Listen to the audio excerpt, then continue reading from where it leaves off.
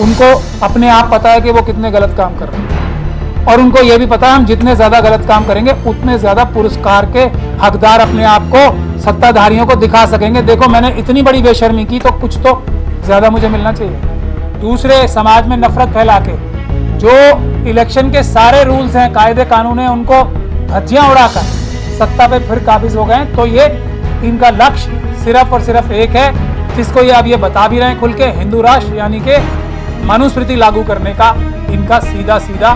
बहुत लोग डरा रहे थे हमें कि ये हो जाएगा वो हो जाएगा।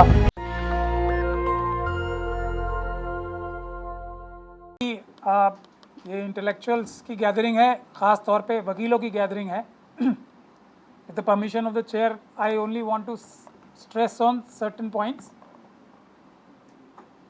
अधिवक्ताओं को, वकीलों को, एडवोकेट्स को, बैरिस्टर्स को, सॉलिसिटर्स को ज्ञान की बात बताना बहुत खतरे का काम है। हम सब लोग ज्ञानी व्यक्ति हैं, जानते। और काले साहब ने मुझसे पहले सारी बातें नटशेल में सब आपको समझा दी हैं। मेरे पास अब थ्योरेटिकल बात करने के लिए कुछ ज़्यादा बचा नहीं है और मुझे पूरी उम्मीद है कि मुझसे पहले जो वक्ता रहे होंगे उन्होंने एक बार फिर दोहरा दिया होगा वो सब बातें जो सब आपको भी बहुत अच्छी तरह से पता है। और हम सब लोग इस बात को महसूस करते हैं कि जो हम लोगों के साथ हो रहा है उसका कुछ ना कुछ रास्ता निकालना है, वरना हम सभी लोगों की गर्दनें और सर खतरे में हैं। ये मनुवादी मानसिकता जिस तरीके से सम्राट अशोक के वंशजों को छल और कपट से,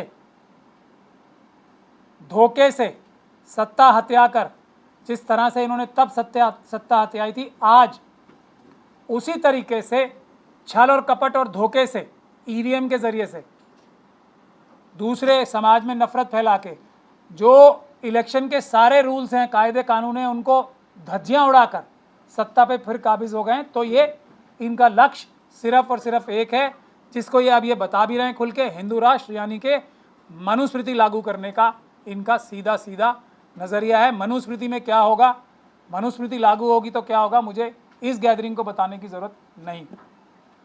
काले साहब ने एक जज साहब का नाम लिया, मुस्लिम जज साहब का। उन्होंने मनुस्मृति की तारीफ की, वो कर तो दी उन्होंने, लेकिन ना तो वो संविधान को जानते हैं, मुझे इस बात को कहने में कोई शर्म नहीं, या जानना नहीं चाहते जानबूझ के भी। 4 सुप्रीम कोर्ट के जजेस के उस जो उन्होंने एक मैसेज दिया था कि हम पे दबाव है, तो ये मुस्लिम जज के ऊपर भी कोई दबाव था इस तरह की बात करने के लिए, क्योंकि उन्होंने डायरेक्टली एक तो इस्लाम के खिलाफ ये बात कही है मनुस्मृति लागू करने की।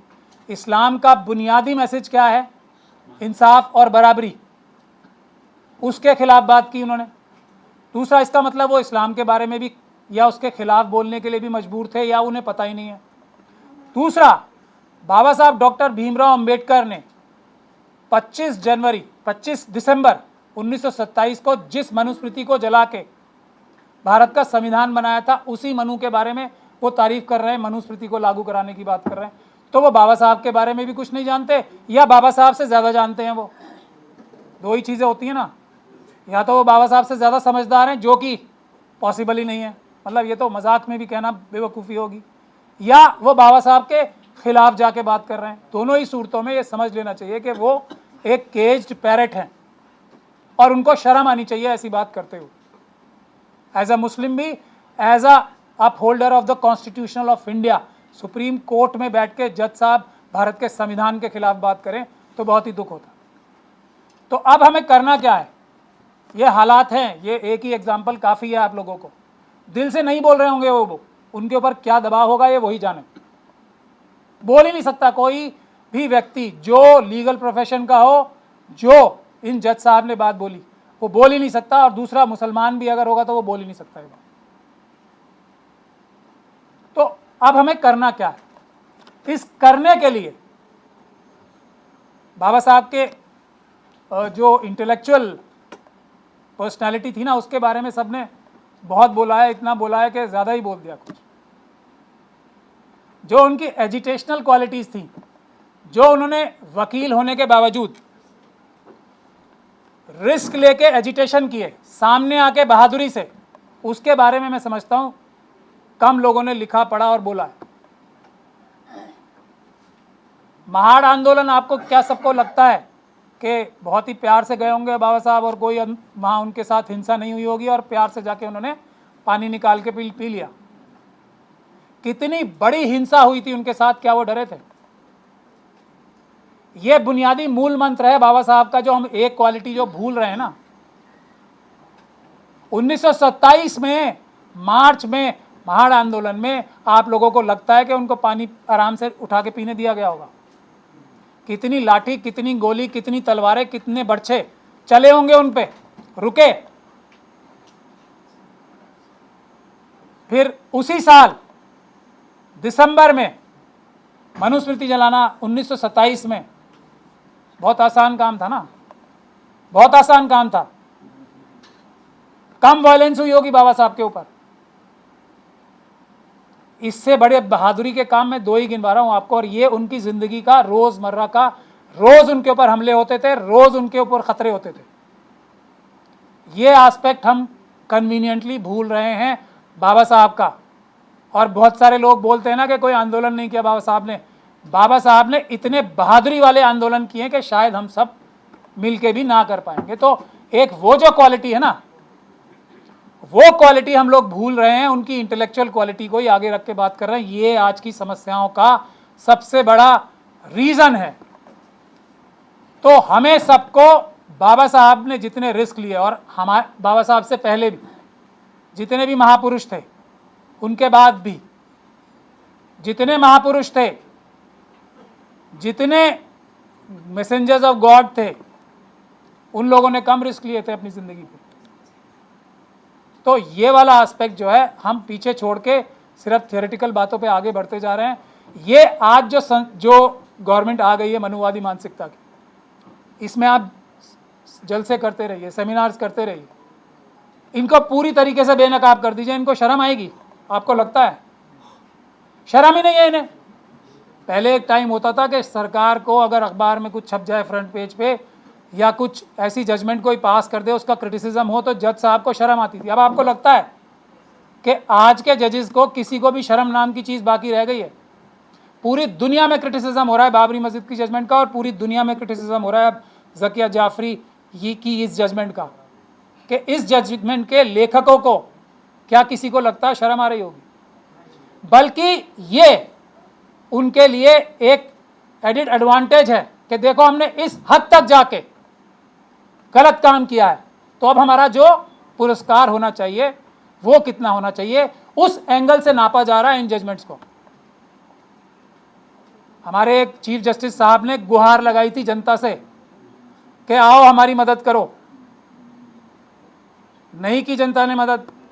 4 सुप्रीम कोर्ट के जजेस जिन्होंने प्रेस कॉन्फ्रेंस की थी, उनमें से एक वो भी थे। मैं भी तो इन्हीं लोगों से सीख रहा हूं ना, इन जजेस से ही। ये मनुवादी मानसिकता के आने के बावजूद भी थोड़ी बहुत कॉन्शियस जिनमें बची थी, उन्होंने 4 लोगों ने प्रेस कॉन्फ्रेंस करके बताया। जनता नहीं आई, उसका अंजाम क्या हुआ? बाबरी मस्जिद की जजमेंट आई, राफेल की जजमेंट आई, बहुत सारी और ऐसी जजमेंट्स आई। खुद अपने लिए ही उन्होंने एक जजमेंट पास कर ली, उसके बाद राज्यसभा में भी चले गए। तो मतलब इतने मुश्किल काम जो किए, इतनी बेइज्जती जो सही, उसका पुरस्कार भी उनको उचित मिला। तो ये एक फार्मूला बन गया है। तो हम लोग सिर्फ ये जो सेमिनार्स करते हैं उससे इनको फ़र्क नहीं पड़ रहा। उनको अपने आप पता है कि वो कितने गलत काम कर रहे हैं, और उनको ये भी पता है हम जितने ज़्यादा गलत काम करेंगे उतने ज़्यादा पुरस्कार के हकदार अपने आप को सत्ताधारियों को दिखा सकेंगे। देखो मैंने इतनी बड़ी बेशर्मी की, तो कुछ तो ज़्यादा मुझे मिलना चाहिए।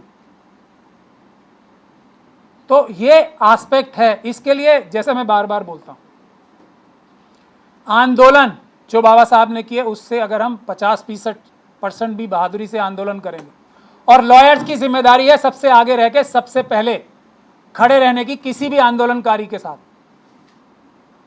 पीसफुल प्रोटेस्ट 80% सोल्यूशन है, हमारे 20% सोल्यूशन है जो हमारे दूसरे कॉन्स्टिट्यूशनल रास्ते हैं, जिसमें supreme court, high court, district courts में जाना भी है। इससे 20% फायदा होना है। सिर्फ 80% जो सोल्यूशन है वो एजिटेशन है।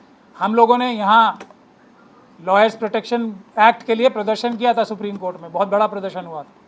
बहुत लोग डरा रहे थे हमें कि ये हो जाएगा, वो हो जाएगा, फलाना हो जाएगा। 500 वकील आए थे यहीं सामने, क्या हुआ? कुछ नहीं हुआ, क्योंकि हमने कोई गैरकानूनी काम ही नहीं किया। सुप्रीम कोर्ट क्या भारत की जनता से ऊपर है?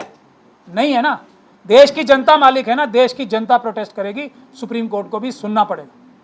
हम लेकिन पीसफुल प्रोटेस्ट कैसे करें, इसके लिए वकीलों की जिम्मेदारी सबसे बड़ी आती है कि जो भी हिंसा होती है, और आपको मेन स्ट्रीम मीडिया को तो वैसे मैं बाइकआउट करने का ही आह्वान करता हूं सब जगह, लेकिन जो इंटेलेक्चुअल क्लास है, वकील क्लास है, उसको देखना चाहिए।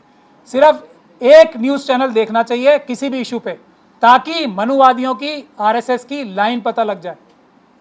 अगर वो हिंसा की बात कर रहे हैं कि हिंसा की प्रोटेस्टर्स ने, इसका मतलब आरएसएस ने हिंसा कराई, ये समझने के लिए तो उनके क्या रास्ते निकालने हमें कि किसी भी हालत में, किसी भी कीमत पे हमारे प्रोटेस्ट पीसफुल रहें, बावजूद इस कोशिश के मनुवादियों की, आरएसएस की और बीजेपी के हिंसा कराई जाए। उसमें से कुछ लोग हमारे अंदर भी भेजते हैं वो, और ज़्यादातर तो उनके कार्डर्स हैं जो आके हमले करते हैं किसी भी पीसफुल प्रोटेस्ट पे। हमने ये एक के बाद एग्जाम्पल देखा। तो पीसफुल प्रोटेस्ट का जिसमें सबसे आगे वकील रहें, मैं यही आह्वान करना चाहता हूं कि अगर हमने ये शुरू कर दिया तो समाधान होगा, 100% रिजर्वेशन भी होगी। ये बहुत ही अच्छा बिल मैंने अभी बैठ के पढ़ा है, बनाया है। ये इम्प्लीमेंट जब ही होगा जब हम यहाँ प्रोटेस्ट शुरू करेंगे। एक बात एग्जाम्पल देके मैं ख़त्म करना चाहता हूँ कि बाबा साहब डॉक्टर भीमराव अंबेडकर की प्रतिमा से ज़्यादा किसी और की प्रतिमा सुप्रीम कोर्ट में जायज़ है? आज तक तो किसी को ख्याल नहीं आया। First law minister, the father of the constitution, father of the nation, actual real, कम से कम सुप्रीम कोर्ट और बाकी सब अदालतों में तो उनकी प्रतिमा लगनी चाहिए। तो चलो 70 साल में भूल गए थे सारे चीफ जस्टिस, बड़े सारे माइनॉरिटीज़ के भी आए।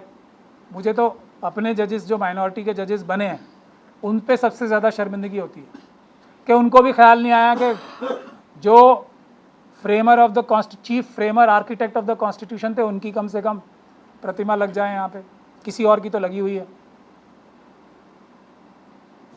तो नहीं आया ख्याल के, चलो हमने कहा भूल गए होंगे। हमने एक चिट्ठी लिखी कि लगा लो, फिर दूसरी चिट्ठी लिखी चीफ जस्टिस साहब, यही रमन्ना साहब को। हमने सोचा शायद पैसे नहीं होंगे, हमने कहा पैसे का भी इंतज़ाम हम कर देंगे, लगा लो, तब भी गायब। तो ये हालात हैं। तो जो भी चीज़ हमें करनी है, अब किसी दिन जाके पीसफुली हम गिफ्ट और कर देंगे बाबा साहब की प्रतिमा, और फिर भी नहीं लगी तो पीसफुली जाके लगा भी देंगे। ये खुला ऐलान है, हम लोग कोई छुप के बात नहीं करते, हम बाबा साहब के फॉलोअर्स हैं। तो अभी एक दिन गिफ्ट करेंगे, उसके बाद खुद पीसफुली जाके लगा भी देंगे। हजारों वकीलों ने साइन करके दे रखे हैं रमन्ना साहब को। तो ये हालात हैं, हमें पीसफुल प्रोटेस्ट करने पड़ेंगे, सुप्रीम कोर्ट से ही शुरू करने पड़ेंगे। आज जितने यहाँ लॉयर हैं, हम सिर्फ 5-5, 10-10 लॉयर अपने साथ ले आए, ये रिजर्वेशन के लिए मजबूत पहल हो जाएगी। और एक भी स्तंभ जो डेमोक्रेसी का या लोकतंत्र का है, अगर हम लोग वकील हैं, हम जुडिशरी को ही 50% ठीक कर लें, देश ठीक हो जाएगा पूरा। एक भी स्तंभ, प्रेस ठीक हो जाए तो ठीक हो जाएगा, ब्यूरोक्रेसी ठीक हो जाए तो ठीक हो जाएगा, और जो हमारे इलेक्टेड रिप्रेजेंटेटिव्स हैं वो ठीक हो जाएं तब भी ठीक हो जाए। एक भी स्तंभ ठीक हो गया तो बाकी सबको ठीक कर लेगा। तो जुडिशरी में मेरे ख्याल से सबसे ज़्यादा आसान है, क्योंकि हम लोग वकील हैं और संविधान की ताकत को हम ज़्यादा अच्छे से समझते हैं। हम लोग ज़्यादा निर्भीक भी होते हैं, बहादुर भी हैं, और हमें हर चीज़ का कॉन्सिक्वेंस पता है, कानूनी पोजीशन पता है। तो हमें हमारे रिलीजियस लीडर से ज़्यादा, हमारे पॉलिटिकल लीडर से ज़्यादा, हमारे सोशल लीडर्स से ज़्यादा, SC ST OBC माइनॉरिटीज़ के, महिलाओं के लीडर्स, दूसरे लीडर्स से ज़्यादा वकीलों को सड़क पे आके लीडरशिप लेनी पड़ेगी, तभी इस देश का कुछ भला होगा। वरना मुझे जो हालात हैं वो अंधकार में नज़र आते हैं। लेकिन अगर वकीलों ने political leadership, social leadership, religious leadership भी मैं कह रहा हूँ आज, तो अगर उसको सामने आके अपने हाथ में लिया, और नहीं तो जहाँ वो खुद नहीं रह सकते, पीछे मजबूती से खड़े रहे, क्योंकि हमारे बाकी सब लीडर्स जो हैं अब डर रहे हैं, तो मैं समझता हूँ समाधान हो जाएगा। हमारी ताकत और उनकी ताकत, जो अब युद्ध चल रहा है उसमें क्या है, उनकी ताकत है झूठ, धोखा, फरेब और सत्ता पे उनका कब्जा। नाजायज़ इस्तेमाल डंडे का और सत्ता का। हमारी ताकत उससे बड़ी है। हमारी ताकत है सच और हमारी ताकत है नंबर्स। तो उसके लिए हमें एजिटेशन शुरू करना पड़ेगा। इन्हीं लफ्ज़ों के साथ मैं आप सभी लोगों का शुक्रिया अदा करना चाहता हूं। अगर कोई गलती हुई तो आम तौर पे मैं हमेशा की तरह अब भी माफ़ी मांगता हूं। कोई बात आप लोगों को नागवार गुजरी हो या नापसंद हो तो उसके लिए मैं माफ़ी मांगता हूं। आखिर में आप सभी लोगों से जो मूल मंत्र है हमारी देश को सुधारने का, वो है जय भीम। तो इसलिए आप सभी लोगों को मेरा बहुत प्यार भरा जय भीम। नेशनल दस्तक की आपसे गुजारिश है कि अगर इसको बचाना चाहते हैं तो नेशनल दस्तक को सब्सक्राइब करने के लिए रेड कलर के सब्सक्राइब बटन को दबाएं, फिर बेल आइकन की घंटी दबाएं। नेशनल दस्तक को बचाने के लिए बहुत ज़रूरी है कि हर खबर को शेयर करें, लाइक करें, कमेंट जरूर करें।